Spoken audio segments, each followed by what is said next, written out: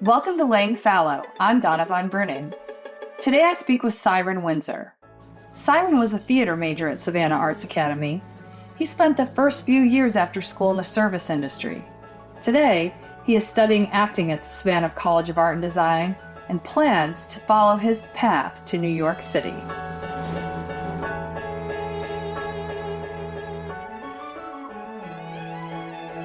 So, we start with your quote. Do you remember your quote? You didn't go look. No one goes looks it up and then they cringe. You have my quote? I do. I'm going to read it to you. Ah. Oh my God. Senior year was anything but easy. Yeah. It was my most strenuous and stressful year ever. Yet I cannot help but feel grateful to be a Savannah Arts student and have gained a strong sense of maturity this year. COVID came and forced us to be self-disciplined and work towards a more positive outlook on our own, even when the entire country seemed to be going awry. This new reality made me even more grateful for the memories of SAA, the friends I made, the stupid TikToks me and the boys made in the locker room, the teachers that pushed me, and the productions I've done. Every single production has been nothing short of exciting. I learned a lot about the craft, and SAA made me realize that it's not nearly as easy as TV or other stars portray. In fact, it's hard. I act because I love it. I love giving people an experience. I love creating an illusion, investing myself completely in a story and the complex thought going into a character's head, and then seeing that people are actually enjoying it. Theater has been a huge catalyst for almost all of my life. I don't plan on stopping in high school. I don't care about the glamour and recognition. I simply love it. Getting into costume, remembering lines, conjuring up emotion, becoming part of a cast family, sharing an experience with the audience, all of this is what gets me. These past few months, when I questioned everything, I made myself a promise. College, a degree, and then 10 years in New York City to give me a shot at my dream. Wow. How does that make you feel? He had that figured out.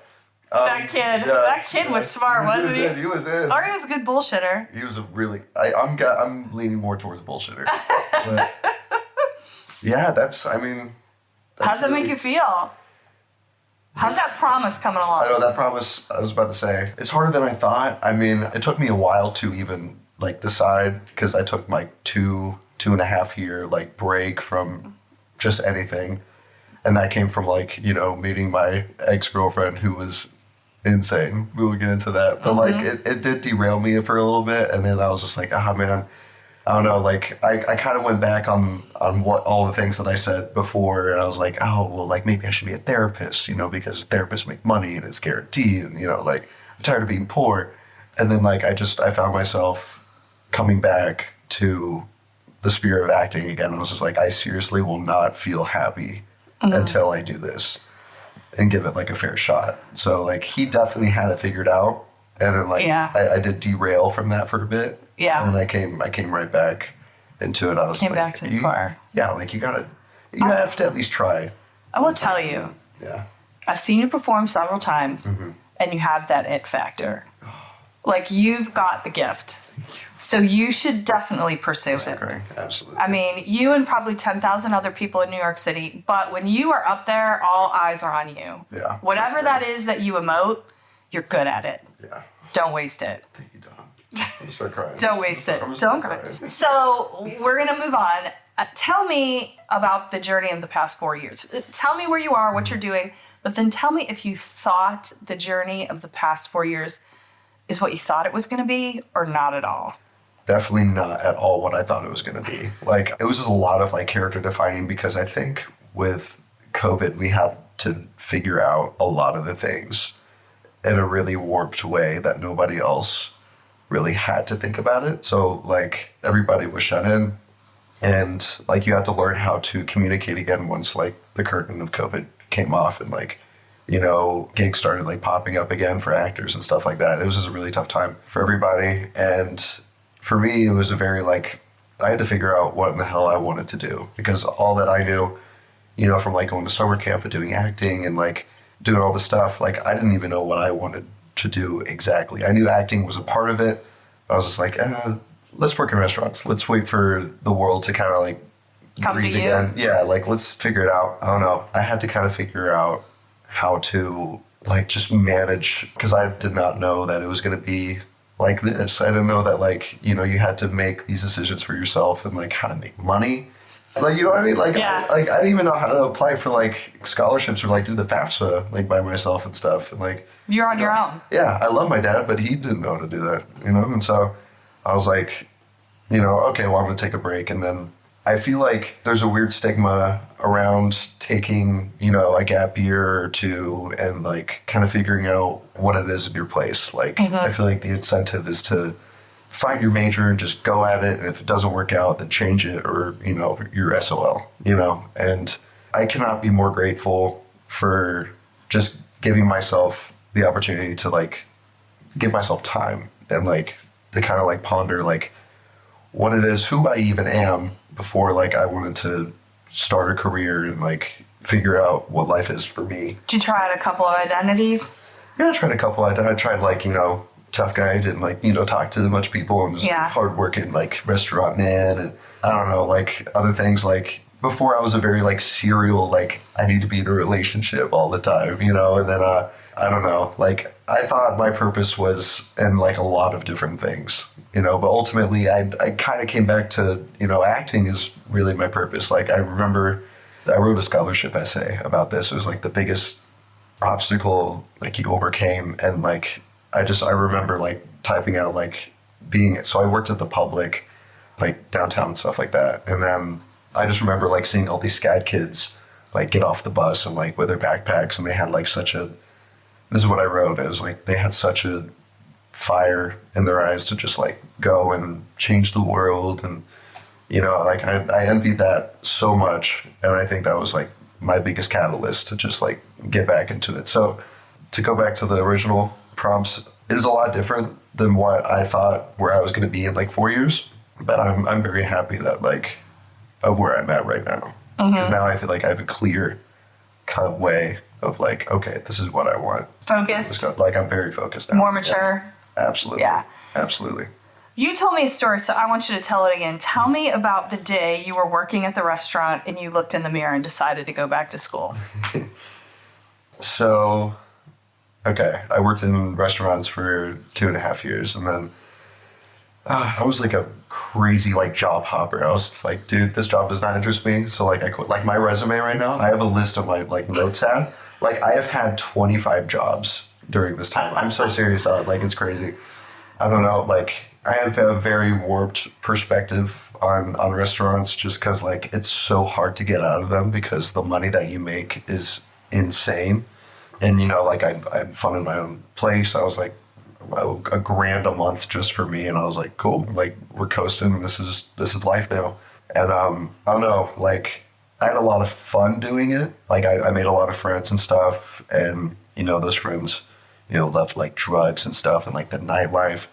And like over a while, I kind of found myself to like get exhausted from that, and like like going out every night and then showing up for your 8 a.m. shift the next day. It was just like this cycle of just working 5 days a week and then going back and doing the same old. So the catalyst was probably what I said earlier, like looking at all these students and being like, wow, they're doing something that they're investing in. They seem to have it figured out a little bit, just like their trajectory in life. And I felt so aimless. I was just like, I don't know.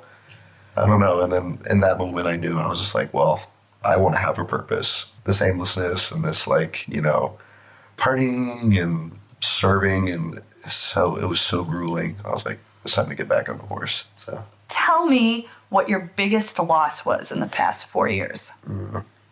Biggest loss. That was good. I think it could be a couple of things. Like I think not having like a real at 18 I go and I have college experience now, and I do the things that quite literally everyone else did before me. Like I feel a little robbed of that. I think COVID did change us like a little bit for the worse because, now everybody has remote jobs, and like, I just see in people's eyes, like people are like kind of scared to look you in the eye a little bit, you know what I mean? And like, it's just like, I think we lost like that kind of camaraderie. So I think that was a loss just like on a global scale. But like for me, I think my biggest loss was like kind of, do you want me to get deep on here? Or like, okay. I think it was more of like my innocence in the way that like I looked at like just like people in general. Like I working in restaurants and like getting into some crazy relationships and stuff like that. Like I had such a high view of people growing up, and then like that just kind of like washed away, which I mean goes when like you get older and stuff. But I found myself like not necessarily trusting other people. But I think we could turn that loss into a win, because it kind of challenged me to like, okay, well, you don't rely on other people, do it yourself kind of thing. So loss, win, I don't really know. Yeah. You know what I mean? Saw a little bit of the evil in the world. Fucking like weird evil. Yeah, like I know. Weird evil. Hate that for you. Yeah. It's cool though. But part of the reason what you kind of hit on was one of the reasons that I am so fascinated by you guys, aside from the fact that I love you all. But losing graduation and prom and all that, yeah, okay, that sucks. Yeah. You know, I think graduation probably sucked more for like parents than it did for the kids. Yeah. What fascinates me is that you guys lost your launch year, whatever that was for you. That year of like going to college, starting a career, starting trade school, like whatever it was, backpacking through Europe. You couldn't do any of it. And I think it was crippling. Yeah, I think just having like that sort of like structure and like, I feel like people, like if you have like this entire time, like you grow up and you like go through like, 18 years of schooling, and then like you graduate, like that's the entire thing. Like that's just how you envisioned it. And then once that's taken away from you, like you just kind of have to make it on your own. Like you have to make that kind of structure on your own. You know what I mean? Like, yeah. So I think that like, that was freaky, like for me to like kind of like, cause I was watching my graduation, like Cyrun Winsor, honors graduate. And like I was in my underwear eating cereal. You know what I mean? Like I don't like. Saw your name across it. This is not how I envisioned it. So let's talk about that. Yeah. Like the tradition of graduation. And you guys quasi got it with your motorcade thing. Yeah. I mean, we tried. I didn't participate in that. You but yeah. didn't? No. No. I was just like, it's already gone. It's already gone. Yeah. So that's what I want to ask. So like a lot of the people I've interviewed, not all, a lot of them have graduated or will be graduating in December. And so what I want to know is like losing the tradition of high school graduation. Did it make you hold on to traditions in general more? Like birthdays, holidays, that sort of thing, and graduation? Or are you like, whatever, they don't matter as much now? For me, at least, I think that like holding on to things like traditions and stuff, I think make us feel more structured and safe. I've had a very like shaky upbringing. Like, so like, for example, like I've had like 2 Christmases and like, I was thinking of Ricky Bobby movie. Yeah. Like I was brought up in like a bunch of like not structure. Like my family, like we moved up to like Montana, like on a whim, because my dad was going through like a midlife crisis. Love it. It was a great experience. But like, like just like a bunch of like weird stuff, like for me growing up. And like, When did your parents get divorced? I think when I was like 11. Okay. They were like 10 or something. So they were married when you moved to Montana? No, they just divorced. They just divorced. Okay. Yeah. But like, everybody's parents get divorced and stuff. But like, then I moved so much when I was a kid. From like, elementary school, I went to 8 different elementary schools and like got it pinned down when I was like in coastal middle and stuff like that. And then like going up to senior year when I was like, I figured out that skipping class was like a real thing that you could do. So I was like, let me just do that.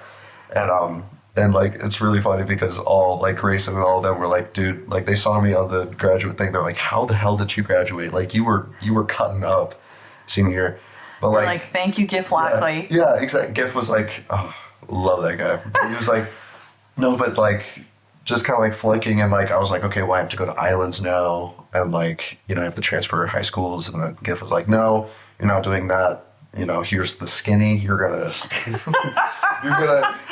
like go and do online school. And I was like, cool. And then that was the year of COVID. So then everybody started doing online school. It was really funny because I was doing like my work at like Foxy Loxy. And then like sooner or later I saw everybody doing their work at Foxy Loxy. And I was like, oh, I felt like a trendsetter. I was first. I was first because I was a fuck up. But no, I think that like back to your original thing, like I feel like it's made me more embrace like traditional things like birthdays and stuff like that. It makes me take it more seriously because I think, whoever had the first like thought of like kids should graduate and like have a ceremony about it, like they were on something because like that, like you get to look at your peers and like, figure it out you know, but like it's all of you figuring out. It's not you all remotely like, what should I do? And like, you know, have like a year to like dwell and like figure out shit for yourself. Like I think that's it's a very necessary part of growing up is having that structure. Are you looking forward to your SCAD graduation? Yes, I want to have my first graduation. If there's another virus, I'm making my own. Like I'm bringing everybody. So talk to me about friendship. Do you think people in your class, and I don't just mean Savannah Arts, but like in general, held on to friendships a little bit longer because of COVID than normally? Because, you know, normally you launch and you kind of shake loose the hanger-oners. Sometimes you have no friends left from high school. Sometimes they're just kind of, I call it the B circle. You know, like, love to have a beer with them, catch up with them. They're just not part of your inner circle. Gotcha. You know, do you think people held on a little tighter to that or let go? And how did you make friends? That's a good question. Well, Don, I'm really great at making friends. I know you are. I love making friends. In regards to like everyone like in high school and stuff like that, like Grayson, Dalton, Sam, and all of them, I feel like it was a special case because I just like dropped everything from like high school and just went into like my own weird restaurant world. They did kind of mourn you, by the way. They did. Oh yeah. They did. They were like, what? He just flaked out. He just flaked out. Yeah. I know. mean, you know, they were like, what happened? And like, then it took like me going to like Gilligan's, like I saw it like at the liquor store, and then that's when I came over here. oh yeah. Yeah, I was like, oh my god, and like, did I have my long hair still? No, you were a little bit cleaned up. I was a little bit cleaned up. Okay, that's okay. That's cool. But like back to that, like I think like You walked away from it all. I feel like I walked away from it all not because, you know, like I was like, yeah, fuck you guys, like I'm doing my own thing. But I think it was just more like I had no idea. Like I felt like everybody was just on their own trajectory and like leaving Savannah and stuff like that.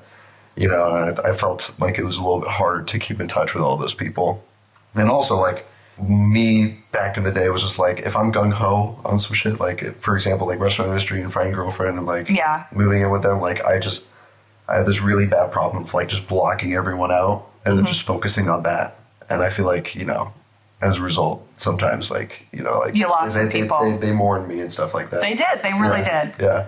It's cool now though. I think I just had 2 months ago, no, a month and a half ago. It was after my first year at SCAD.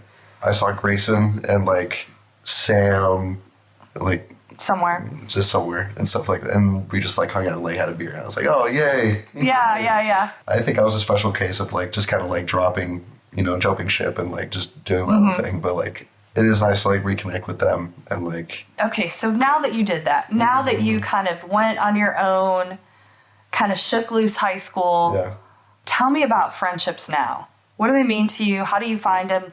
And I asked this for this reason.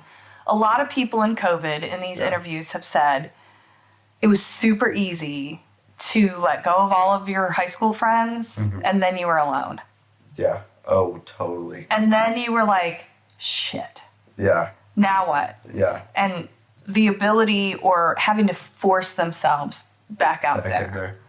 I feel like, then maybe I wasn't a special case. I think maybe all of us kind of did that, especially with like being in isolation and stuff like that. I do think that I have a deeper appreciation for the friends that I make now. Like, I think that like it's a very necessary part of just being human. Like just like the friends that you make. So like, I'm happy that like now like I reconnected with Simon, Gabe, and Grayson, and like all of them because like, you know, they were from a part of my life that was just like such a cool. I got to grow up and like be around them. And it sounds like that was a time in your life where you were stationary for once. Stationary, yeah. Like, sure, we were friends by circumstance from like being in the same spot. You know, like once you take away that spot, you're like, shit. Like I have to go and reach out and like be friends with them. Yeah, I have to do some work. Yeah, exactly. So I feel like it's made me appreciate, you know, like my friends more now. More now. Like Simon and I, for some reason now we're just like EFFs. Like now we're, you know. When I went to do research for this interview, I was looking up like, you know, the effects of COVID and all this stuff. And of course, there's all kinds of stuff about little kids and they can't read, and kindergartners can't pick up on social signals because of mass, blah, blah, blah. And then there was all this information about college grads because they graduated into a recession. There were no jobs. And then if they were getting a job, it was remote. There's nothing about you guys. But what I did find were the academics called what you guys experienced trauma. And what I want to know is, now that you lived through it, do you feel like it was trauma? Maybe for you, maybe not, maybe for other people, or is that too strong of a word? I was about to say, I think we use the word trauma like a lot when like sometimes there's just not, it doesn't really hold that much validity. I will say that COVID, I think it was traumatic for a lot of people. If I'm talking about me, I wouldn't necessarily call it trauma. I would say the things that I did during COVID was trauma, if that makes sense. You know what I mean? Yes. Like COVID didn't have anything to do with it. It was just my own. Just you growing up and being an idiot. Yeah, me being an idiot. But I do think that, like, you know, I think losing that human, like, connection with, like, other people, I do think that that's traumatic in a way for a lot of people. Like, just, you know, losing what you thought, you know, like, you've been in like school like this entire time, and then like, you know, then you get that taken away from you, and like, you know, like you lose that social aspect, and then you're like, shit, like I feel alone and isolated, and like all I got are like my own thoughts, and like, you know, like being alone by yourself at like 2 a.m. with like thoughts, bad idea. Anyway, I think it was traumatic for a lot of people, and I don't want to, like, you know, discount that. Yeah, discount that. I think that like you said, it's a really weird mist. And I think it's so cool that you're doing this, like, just trying to like figure out what's going on in people's mind and like how everybody did it differently. Like for me, I was just like, well, I want to have a college experience. Like I want to do the 4 years, and I want to, like, I don't care if, like, you know, I'm 24 and graduating college. Like I want this because I think it's so important. And I think COVID made me that way. And like for the people who stuck it out and were like, I'm gonna go online for 2 years and then get back on the horse the last 2. That's awesome. I could not find myself doing that. So like, I think it was traumatic for a lot of people. For me, no, I had a clear cut thing of like what I value. For me, if I don't talk to people for long enough, I start going like batshit crazy. Yeah. I hate it. I realize that like my purpose is like having human connection, and like, you know, I just figured out like not romantic, just like having friends, right? And like just like building a network and like going outside. I think COVID was like a huge eye-opening thing for me. Took all your joy away. All the things you're talking about took away from you. Yeah, exactly. I think that like the connections that you make that are like outside of yourself is your legacy for your life. I think that's why we live. So then talk to me about the connections that you made in the first 2 years after high school that now you're like, how did you discern? It seems to me like you've leveled up. Yeah. I'll be honest, the connections I made after high school weren't that much. You know, I had like my 2 best friends and stuff like that, but like when I left the restaurant industry, like you just kind of lose those connections. You're not showing up every day, Yeah, like you're just... Circumstantial friendships. Exactly. But like what I've realized is like from like high school and stuff like that, like those reintroduced themselves. You know, like the group that we have here. Yeah. Like they came back and checked on me. You know what I mean? They were like, hey, what's up? You know, like they were the hand, not the people from the restaurant industry. So I think that like COVID also, like, as much as it took away, it also strengthened, and it was like an eye-opening experience for everybody to be like, I should reach out to them. Are you more intentional and careful about who you develop friendships with now? No. No, not at all. Not at all. I mean, my whole shtick is like just be friends with people. Like with SCAD, for example, like it's all about the network that you make. You don't necessarily have to agree with everything that they are or like what they do. Like you just be friends with them because like they might be important to you later. Right. You know what I mean? Like, so you're smart. I know. So like I throw a huge net out there, and I'm like, what's that? I don't think you should be cautious when you make friends. I think that you should just like throw, because, you know, I'm still trying to figure out what like my necessary like crowd is. Like I got like 4 different crowds, but like, you know, like I love that though. Yeah, it's awesome. It's awesome. You don't have to pick one. I don't think so. I have a lot of crowds. Yeah, like you don't need like the whole clique. A lot of crowds. Yeah. I don't think we should be careful making friends. We just be friends with people. Just be friends. Life is short, damn it. Talk to me about social media. Sucks. Sucks so bad. I did a project on this for my communications class. Yeah. There's a whole 5-minute speech about how much I hated social media. Yeah. But let's talk about it, yes.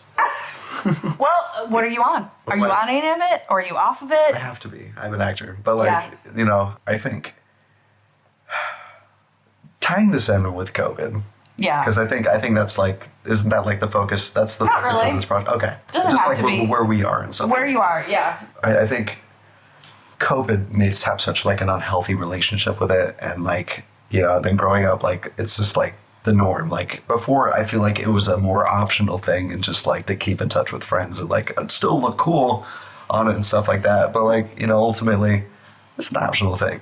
But now like it's just like people now more than ever are like so reliant on it and like make careers out of it and like, you know, like look up these how-to guides on how to, you know, just be on it and make money on your presence on there. Anyway, which is cool. And I love, you know, different revenue streams and stuff like that. But I think ultimately it hindered us. Like, I think that we get this huge feeling of like FOMO, you know, if you're missing out, like with like, you know, we look at other people, like for me, for example, like I'm seeing, like you said, like people like getting married and like, you know, like traveling, you know, like Jesus in the Navy, you know, like I know. we're going like he's getting married and like, you know, like shout out Chase, good job. But like, you know, like it's just like a bunch of like people. And I love seeing what people are up to, but it's also like, damn, like we are so drastically different, like in our trajectories in life, and that's a good thing.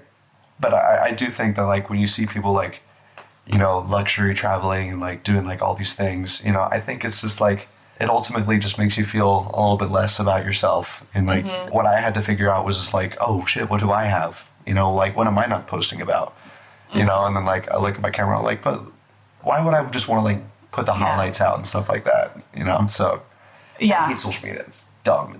Everyone has said they hate it, and people are either, I'll tell you, over the, you know, this little sampling of you guys, you're either on it and hate it. Yeah. Or you're off of it. Yeah. And you refuse. I did go off of it for like a year. Yeah. Well, you have to create a brand, so you have no choice. Exactly. Because that's how I am, and I hate it. Yeah. I have to. When I was in my relationship, I was like when I was in restaurants, I was like, deleted all my posts, took everything down. Made me feel really happy, right? And then like as soon as like I broke up, which that's a whole.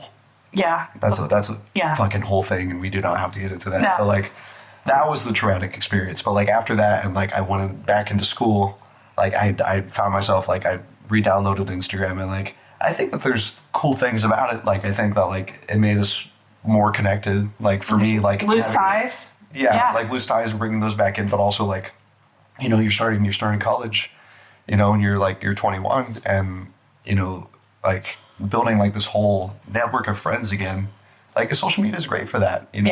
Like you know, give me a follow. Like we have these networking events at SCAD where like we go into the back lot and we just talk to all the majors, and like, you know, I got like so many cool new connections from that, and that's awesome. But I do think that like when we're like doom scrolling and like, I just saw a thing on, it was actually on Instagram. Yeah. And it was one of those like life coach people that they added up like, you know, your use over say 2 years, and then they projected it out over your life, and it was that is that the TED Talk you're talking about? No, you'd spent like 20 years on social media. Yeah. It's insane. I know. And I was like, oh, 2 years. 20. Oh my God. 20, yeah. So what I find interesting is that you guys are digital natives, and I feel like your age, so like 23, 22, maybe 21, social media was just starting when you guys were in high school. So like the algorithms weren't there, the doom scrolling wasn't there, and I feel like younger kids, even like Nolan and down, like they know that to be the norm kind of thing. Like yeah, the internet has always been. You guys are the last people I feel like that have awareness or a choice. They're in it. Totally, yeah. And they can't even break away. Like they cannot put their phone down to have dinner with someone. No. It's crazy. I know. I totally feel that. I think that like watching like the internet like kind of like morph into like, because I think it's just like corporate is all corporate. Like people like, you know, how much can I make this person like stay on to the app, and like, you know, like, oh, you search this, like here's ads for this. Like it's all ads, and it's all like, but I think for us, I think we have a certain emphasis on like breaking away from that, especially from like COVID. We're like, damn, yo, like I've been on I've been on this for 9 hours. Like, I have 9 hours screen time. This is crazy. I've done nothing. I've done nothing all day. Why do I feel like shit? That's why. That's why, yeah. You know, and so we, at least for me too, and I'm sure everyone else has said this too, but like they just had to like figure out, I need to step away now, like just build my life aside from this. It's really easy to fall into that trap. And like, I have a 15-year-old brother. Like that's his thing. Like it's all web. And like, I'm like, oh man, that sucks. Yeah. You know what I mean? So yeah, it sucks because I feel like you guys were outside, whatever, shooting hoop or whatever. You're just running around the neighborhood. We've had that. You've had that. Yeah. Okay, we're going to switch gears. We're going to talk about sex. Awesome. So the statistics say that you guys have a lot less sex than we did. And I want to know what your thoughts are on that. Dating and sex. Now, I say this because they are saying that a whole bunch of things. Okay. Pornhub, so Okay. not necessary. COVID, so guys lost the ability to go up to girls or guys, girl, whatever. Right, People lost the ability to go up to each other and be like, hey, Yeah. and dating apps. Just, Yeah. what are your thoughts? For me, I think, Don, I was born like just for female validation and stuff like that. So I always just like jumped right into like like sex because like I was just like, anyways, I was I'm like, here for you, baby. Yeah, I was a like huge player and stuff like that, and like. I love that. I was born for female validation. I'm serious. Like that was like the thing that like made me feel. That might be like my mommy issues and stuff. Yeah, like yeah. But, like, I think that like there's totally merit to like people right now having this sex because like like you get your rocks off using Pornhub and like dating apps fucking suck because like it's very easy like Tinder, like that's like the hookup app and stuff like that. Like it's very easy to just do that, but like. It's a very unfulfilling way of like finding hookups and shit like that. I do think that like sex is being had less, and I think that people are less reliant and like, don't know how to approach girls. Like I had to get more acquainted with it again because like, I hopped from relationship to relationship during COVID, stuff like that. So I didn't need to know how to, pick up chicks or like, I already got that. Yeah. If I wanted sex, I just go home. Yeah. And so like after like my last breakup, I was like, shit, and like how do I do this again? And like that's what I like. And be a little fearless about it. I wasn't fearless, and I feared women again. Like I was just like like I didn't know how to. That's what I hear a lot of the guys say. They're like, Yeah. I was just like, how the fuck do I do this? So like I'm sure a lot of guys have, but like looked on like YouTube and stuff like that, and they're like, shit, like how do I pick up chicks without looking like a creep and stuff like that? Because like ultimately like it's a fun thing to have, and like I just like started college again, and like that's You're like back in it. That's the whole thing. Like like you find chicks and then like I had to reacquaint myself for sure with that. I think like with like scat, I think is a weird case because we have a lot of these made. But I'm in the acting department. We all know how to like. There's a joke that like everybody fucks everybody in the acting department. Yeah. This is like that's. Yeah. But like I feel like there's merit to that. Because like I think that we. Like as an actor, for me, like I don't necessarily have the same fears that other people do. I love being uncomfortable. I love going out. Like I had to force Simon to go like drink with me for the first couple of times. And I was like, dude, come on, with me, Get out of your cerebral mind. I know. And then like when Simon went out, there's girls out there. Yeah, there's girls out there. So like I think it's important to. Don't be a creep, but like when you're out, like, when you're at Rocco's and stuff like that, it's Friday night, I fucking shoot your shot. It's a lost art, man. Shoot your shot. I know, but like, it's good for you for. It's such a fun. You should probably give classes. Fuck no, I'm not. Oh, that's you're like, I'm not good at it. I just when I did it. No, I hate the people who give classes and pick up chicks. I know, it's gross. But it is a fun thing. It's kind of funny. A fun crowd. So.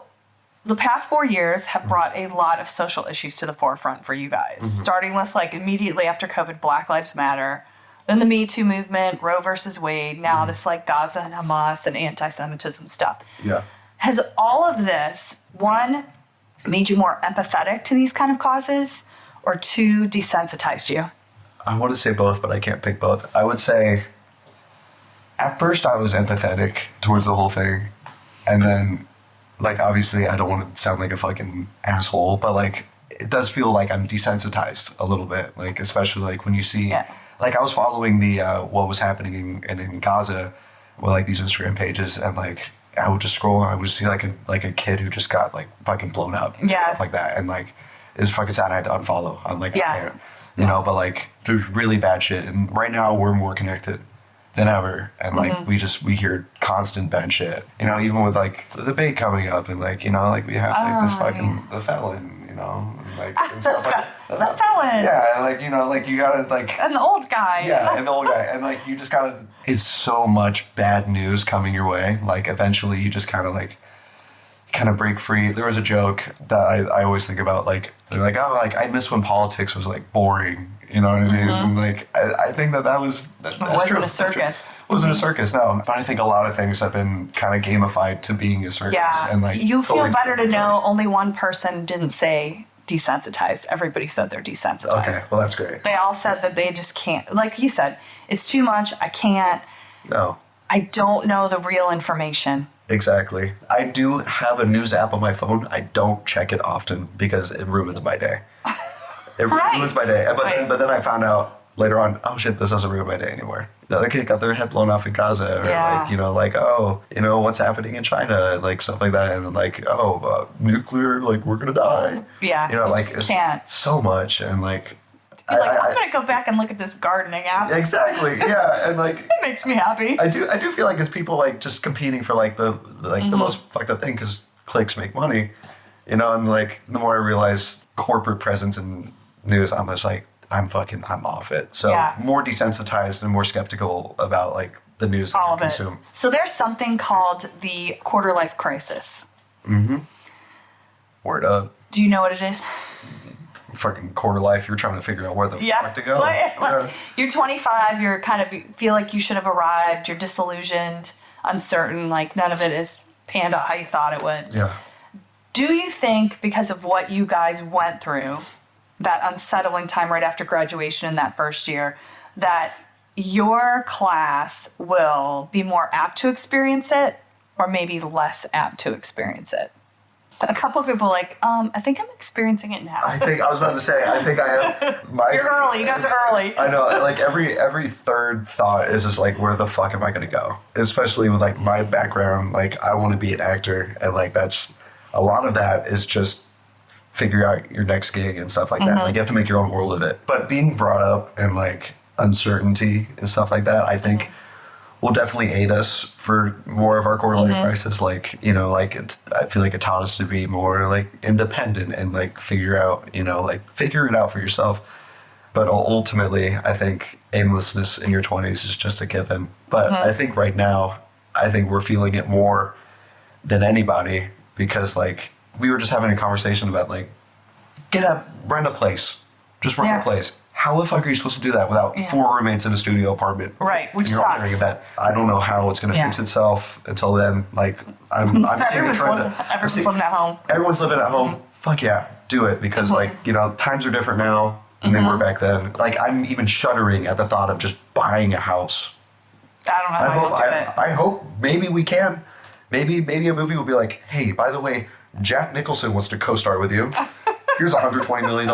Awesome. Now I can buy a place. Right. But until then, hey, Dad, how you doing? You know what I mean? Like, no. There's such a pressure. I feel like with Gen Z and stuff like that, like, especially like around my demographic, there's such an important emphasis on like, you need to make money now. Like, there's a bunch of people who are like, you know, you need to like invest in stocks and like, you know, be your own man. And like, that's a whole different conversation about like, you know, just like, you need to learn how to like provide for yourself and stuff like that. Like, get rich quick, ultimately. So it is refreshing to know that like everybody else is fucking like, how the hell do I make money? And I went to Ohio I was State. thinking about double majoring in advertising. It's a good one. It's a good one? It's a good one. I mean, especially now. Yeah. Yeah, that would suit you. Yeah. Okay, we're almost done. I appreciate all your time. You're so welcome. Thank you for having me. What do you think people misunderstand about 22-year-olds today? I think how we're supposed to have it all figured out right now. I don't have things figured out right now. I think too, like, I think we have a harder time growing up than other people do because of the way that we were brought up. And I'm going to talk about COVID again. I feel like we have a harder time maturing. You know, like when our parents were 22, like, you know, my mom had me when she was 20. You know what I mean? Like people, God bless her. Yeah. But like people were in such a different time frame, and like right now, like it's such complicated times for us. The only thing that I feel like we retreat to is like, you know, how were we in high school? You know, like let's clutch onto like, you know, fun until we absolutely have to think about the future and stuff like that. So I think we're more hindered now. I feel like it's like for me too, especially like 20s is supposed to be aimless, but like we have a lot more growing up to do that I feel like our parents did and stuff like that. Yeah, I guess so. I don't know. Maybe just for me. I don't know. Is there anything that you wanted to talk about that we didn't for this project that you can think of? Remind me. So your whole project is about where we are now, right? Yeah, like what does it feel like to be you now? Where are you now? Okay. Because you had such a unique experience not launching. And you don't have to have anything. No, I definitely think that just like a little word of wisdom, or not, I don't even know how to figure it out, but like just like for all of us, I think it's important to kind of put in here, like, I think we are the first people throughout like our adolescence to be chronically online and stuff like that. I think that none of us right now have it figured out, but it's amplified more so now for us than most people, because when you're younger, like right now growing up, like that's all you know. We've seen both sides of this token, and like, you know, like right now we have to refigure out how to like, you know, have sex, and like, you know, like how to pick up just people, like how to make connections. We have to figure out like how to go into the workforce right now, and like how to make friends, build meaningful relationships and stuff like that. That's all on us again. You know, like it's not just a constant thing. Like, you know, you graduate, go, boom, work friends, university friends, high school friends, stuff like that. It's not as linear anymore. Now it's your own avenue. You know what I mean? So just fucking like I don't got it figured out, man. None of us really do. I feel like all of us like want to get up and move and go, and I think that's awesome. The girl that I'm dating right now, she's going up to New York. Right now she's just getting a job. So like, you know, go gung-ho, but also like be kind to yourself if you don't got it all, the whole equation figured out right now. It'll come. It'll come to you. And I got to tell myself that, because I'm like, just text me, I'll remind you. Thank you. I'll remind you. Get it right now. Like, Donna thinks I'm a star. I got the it factor. I do. And the last question. Yeah. What are you going to do with your one big life? Fuck off. I'm just joking. You just really made me depressed. Like, when you look back. Yeah. Like, what do you want to say? I did it. I checked that box. I want to be in theater so much. I love it. I think I will not be happy unless I do it. And I've entertained the thought of even teaching theater at a university level. I would just love to make something bigger than me. And like when I go to the other realm, when I die, like I want to have so many people at my funeral. I want to have like all the connections that I made throughout my life. Like that's what life is to me. I don't care if I get married. I don't care if like, you know, I want to live for me, you know, because I feel like it's in my hands now. It's all about the connections we make at the end of the day. So the friendships, the relationships, and acting, that's what I want. And like, I would love to leave the United States one fucking time. I don't know. You will. You will. I want to just once. I'm not talking about Canada. I'm not talking about Mexico. I want to go to fucking Europe. I want to sip wine and look really cool doing it. Thanks for listening to Laying Fallow. Be sure to listen to the rest of the episodes, and to learn more and see the portraits from both 2020 and 2024, head over to my website, www.donnavonbruning.com, or to my Instagram, @DonnaVonBruning.